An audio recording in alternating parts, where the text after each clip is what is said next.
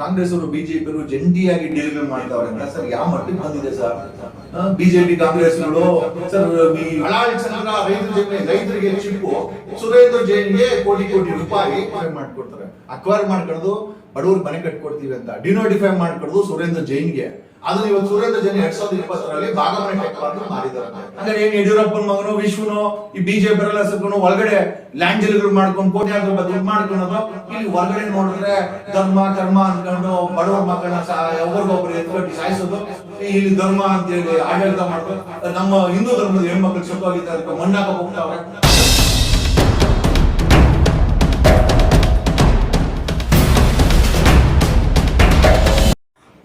Sir, ಈಗ ನೀವು ಮೊನ್ನೆ ನಿಮ್ಮನ್ನ ಕರ್ಕೊಂಡೋಗಿದ್ರು ಇದಕ್ಕೆ ಸ್ಟೇಷನ್ಗೆ, ಅಂದರೆ ನೀವು ಆ ಒಂದು ವಿಚಾರಕ್ಕ ಅಥವಾ ಏನಾದ್ರು ನೀವು MLA ಅವ್ರ ಮೇಲೆ ಇದನ್ನ ಹಾಕಿದ್ದಕ್ಕ ಅಂತ?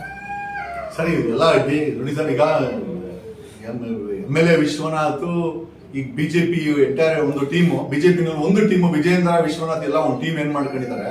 ಈ ಯಡಿಯೂರಪ್ಪನ್ ಗ್ಯಾಂಗ್ ವಿಜಯ್ ಮತ್ತೆ ವಿಶ್ವ ಎಲ್ಲ ಸೇರ್ಕೊಂಡು, ಜೊತೆಗೆ ಕಾಂಗ್ರೆಸ್ ಅಲ್ಲಿ ಒಂದು ಈ ಬಿಜೆಪಿ ಪರ ಇರುವಂತ ಟೀಮ್ ಅಂದ್ರೆ DK ಶಿವಕುಮಾರ್ ಸರ್. ಇವ್ರುಗಳಿಗೆ ಅವರ ವ್ಯವಹಾರಗಳು 106 ವ್ಯವಹಾರಗಳಿದೆ. ಈಗ ನೋಡಿ, ಅಲ್ಲಿ ನಮ್ಮ ಯಲಹಂಕದಲ್ಲಿ 96ನೇ ಇಸ್ವಿನಲ್ಲಿ ಕರ್ನಾಟಕ ಹೌಸಿಂಗ್ ಬೋರ್ಡ್ಗೆ ಮನೆಗಳು ಕಟ್ಟಾಕಿ 106 ಎಕರೆ ಅಕ್ವೈರ್ ಮಾಡ್ಕೊಳ್ತಾರೆ. ಅದನ್ನ ಸುರೇಂದ್ರ ಜೈನ್ ಪರ್ಚೇಸ್ ಮಾಡ್ತಾನೆ 36 ಎಕರೆ 10 ಗುಂಟೆನ.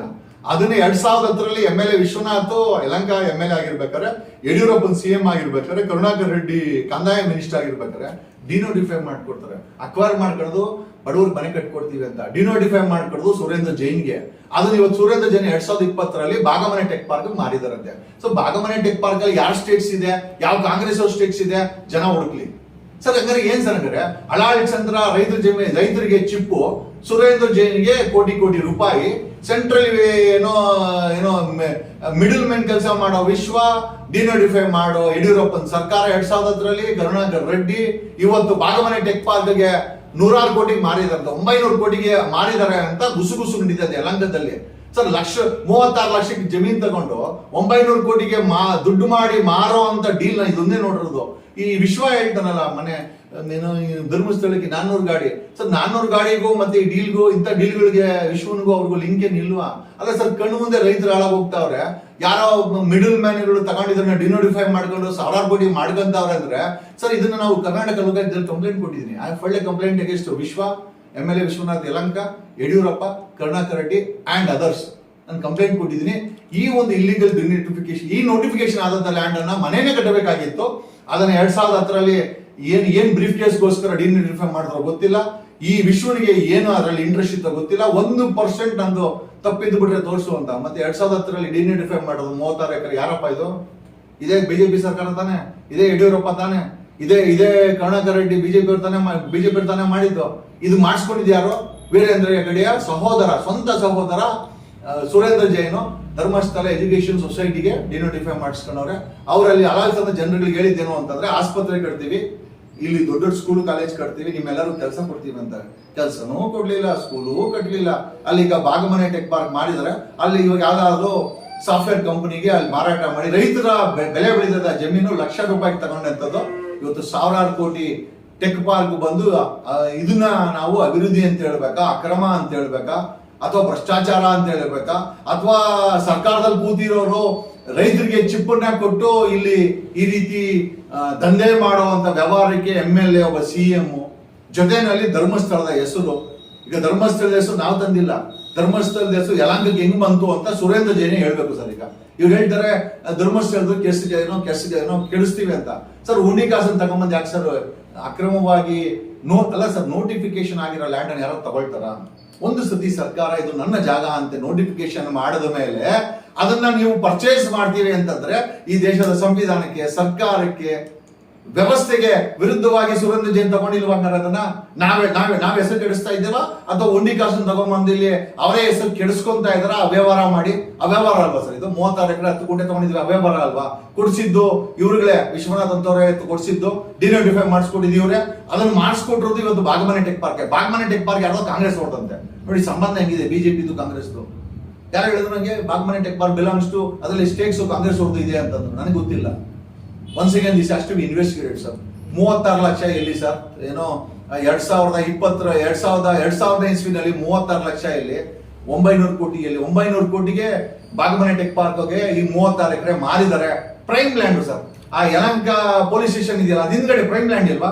ಪ್ರೈಮ್ ಲ್ಯಾಂಡ್ ಸರ್ ಮಾರಾಟ ಆಗಿದೆ ಸರ್. ಅಲ್ಲಿ ಹೌಸಿಂಗ್ ಬೋರ್ಡ್ ಅಕ್ವೈರ್ ಮಾಡ್ಕೊಂಡಿದ್ದು ಮನೆಗಳು ಕಟ್ಟಿಗೆ ಬಡವರಿಗೆ ಕಟ್ಟಿದ್ರ ಸರ್ ಇವರು. ಡಿನೈಡಿಫೈ ಮಾಡಿದಂತ ಎಡ್ಡಿ ಪೋಸ್ಕೋ ಕೇಸ್ ಎಡ್ಡಿ ಗೊತ್ತಿಲ್ವಾ ಸರ್ ಇದು? ಬಳ್ಳಾರಿ ಮೈನಿಂಗ್ ಎಲ್ಲ ತಿಂದ ಮೇಲೆ ಇವರಿಗೆ ಹೊಟ್ಟೆನೆ ಏನೋ ತುಂಬಿಲ್ವಾ ಸರ್? ಕರುಣಾಕರ್ ರೆಡ್ಡಿ ಬುದ್ಧಿ ಇಲ್ವಾ ಸರ್? 36 ಎಕರೆನ ಡಿನೈಡಿಫೈ ಮಾಡಿಕೊಟ್ಟು ಈಗ ಅದು ಬಾಗಮನೆ ಟೆಕ್ ಪಾರ್ಕ್ ಹೋಗಿ ಯಾರೋ ಹೇಳಿದ್ರು ಕಾಂಗ್ರೆಸ್ ಅವರು ಬಿಜೆಪಿ ಅವರು ಜಂಟಿಯಾಗಿ ಡೀಲ್ಗಳು ಮಾಡ್ತಾವ್ರೆ ಅಂತ. ಸರ್ ಯಾವ ಮಟ್ಟಕ್ಕೆ ಬಂದಿದೆ ಸರ್? ಬಿಜೆಪಿ ಕಾಂಗ್ರೆಸ್ಗಳು ಸರ್ ರಿಯಲ್ ಎಸ್ಟೇಟ್ ವ್ಯವಹಾರಗಳು ಮಾಡ್ಕೊಂಡು ನಮ್ಮಂತವ್ರ ಮೇಲೆ ಸುಳ್ಳು ಎಫ್ಐಆರ್ ಹಾಕೋದು, ಅಲ್ಲೇನೋ ಕೊಲೆಗಳು ಹಾಕಿದ್ರೆ SIT ಮಾಡಿಸಿದ್ರೆ ಅವ್ರಿಗೆ ಗೂಬೆ ಕುಣಿಸೋದು, SIT ಅವ್ರ ಕೈ ಕಟ್ಟ ಹಾಕೋದು, ಪೊಲೀಸ್ ಅವ್ರ ಮನೆ ತಗೊಟ್ಟು ಬಾಗಿಲು ಓಡಿಸೋದು, ನಮ್ಮ ನಾಯಿಗಳಿಗೆ ವಿಷ ಹಾಕೋದು, ಏನೋ ದೊಡ್ಡ ಟೆರರಿಸ್ಟ್ ತರ ಬಂದು ಮನೆ ಬಾಗಿಲಿಗೆ ಕರ್ಕೊಂಡು ಹೋಗೋದು. ಎಷ್ಟು ಮಟ್ಟಿಗೆ ನ್ಯಾಯ ಸರ್? ನೆನ್ನೆ ನ್ಯಾಯಾಲಯ ಮಾನನೀಯ ಬೇಲ್ ಕೊಟ್ಟು ಕಳಿಸಿದ್ರು. ಬಟ್ ಆದ್ರೂ ನಮ್ಮ ಜೊತೆನೆ ಈ ತರ ನಡೆದ್ರೆ ಈ ಸಾಮಾನ್ಯ ಜನರ ಜೊತೆ ಏನಾಗ್ಬೋದು ನೀವೇ ಯೋಚನೆ ಮಾಡಿ. ಅಲ್ಟಿಮೇಟ್ ಆಗಿ ವಿಶ್ವನು MLA ವಿಶ್ವನು ನೆಕ್ಸ್ಟ್ 2028ಕ್ಕೆ ವಿಶ್ವನು ಸೋಲಿಸ್ತೀವಿ ಸರ್ ನಾವಲ್ಲಿ. It is A clear target. ವಿಶ್ವ ರೆಡ್ಡಿ ಏನು ಒಕ್ಕಲಿಗರ ಬೆಲ್ಟಲ್ಲಿ ಒಬ್ಬ ರೆಡ್ಡಿ 4 ಟರ್ಮ್ MLA ಆಗಿದ್ದಾನೆ, ಇದೇ ಕೊನೆ ಟರ್ಮ್ ಸರ್. ಖಂಡಿತವಾಗಿ ಈ ಭಾಗದ ಜನ ಅವನನ್ನು ಸೋಲಿಸ್ತಾರೆ. ಅವನ ಭ್ರಷ್ಟಾಚಾರಕ್ಕೆ ಜನ ಬೇಜಾರು ಮಾಡ್ಕೊಂಡ್ಬಿಟ್ಟಿದ್ದಾರೆ ಸರ್. ಈಗ 2008ರಲ್ಲಿ ಫಸ್ಟ್ ಟೈಮ್ MLA ಆದಾಗ 6 ಕೋಟಿ ಡಿಕ್ಲರೇಷನ್, ಇವತ್ತು 60 ಕೋಟಿ ಡಿಕ್ಲರೇಷನ್. ಇದನ್ನ ಬರೋದು 1.5 ಲಕ್ಷ ಸಂಬಳ ಒಬ್ಬ MLA ಆಗಿ. ಒಂದು ವರ್ಷಕ್ಕೆ 20 ಲಕ್ಷ ಮೇಲೆ ಇಲ್ಲ. 17 ವರ್ಷಕ್ಕೆ ಲೆಕ್ಕ ಹಾಕಿದ್ರು ಕೂಡ 3.5 ಕೋಟಿ ದಾಟಲ್ಲ.